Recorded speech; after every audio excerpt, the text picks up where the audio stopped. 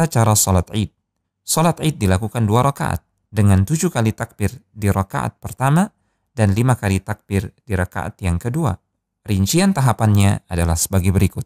Pertama, menghadap ke arah kiblat, lalu berniat di dalam hati untuk melakukan salat Idul Fitri atau Idul Adha. Niat ini cukup di dalam hati dan tidak perlu dilafazkan. Kedua, lakukan takbiratul ihram dengan mengucapkan Allahu Akbar sambil mengangkat kedua tangan sejajar pundak atau daun telinga, telapak tangan menghadap kiblat, lalu bersedekap seperti ini.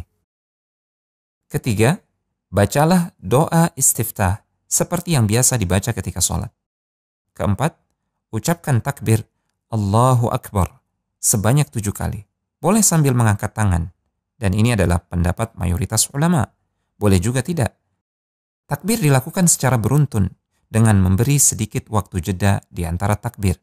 Saat jeda antara takbir, tidak ada diriwayatkan adanya doa atau zikir tertentu yang dibaca.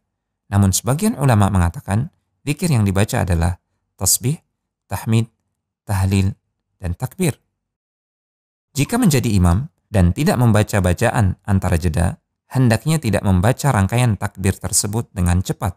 Beri sedikit jeda agar makmum bisa mengikuti takbir imam dengan khusyuk dan tenang. Kelima, setelah rangkaian takbir selesai, bacalah surat Al-Fatihah.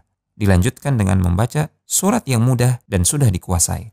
Dianjurkan untuk membaca surat yang disunnahkan ketika salat Id, yaitu surat Al-A'la di rakaat pertama dan surat Al-Ghashiyah di rakaat yang kedua.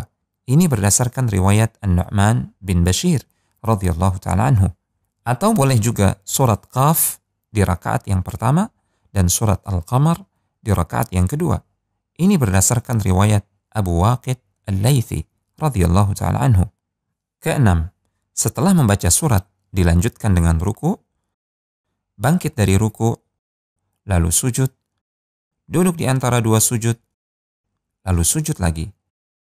Semuanya lengkap dengan bacaannya masing-masing, seperti ketika sholat biasa. Ketujuh, bangkit untuk melakukan rakaat kedua sambil mengucapkan takbiratul intiqal, Allahu Akbar. Kedelapan, selanjutnya berdiri untuk rakaat yang kedua, membaca 5 kali takbir, kemudian Al-Fatihah, dilanjutkan surat yang disunnahkan atau yang mudah, lalu ruku dan seterusnya sampai salam. Jika sholat Id dilakukan di rumah, apakah tetap harus khutbah? Jawabannya, tidak harus. Karena Anas bin Malik radhiyallahu ta'ala anhu pernah melaksanakan sholat Id di rumah bersama keluarga beliau dan tidak ada khutbah setelahnya. Demikian juga yang difatwakan oleh Al-Lajnah Ad-Daimah. Demikian panduan ringkas salat Id di rumah.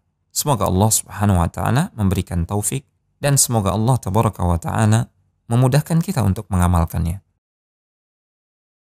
إن تنصروا الله ينصركم ويثبت أقدامكم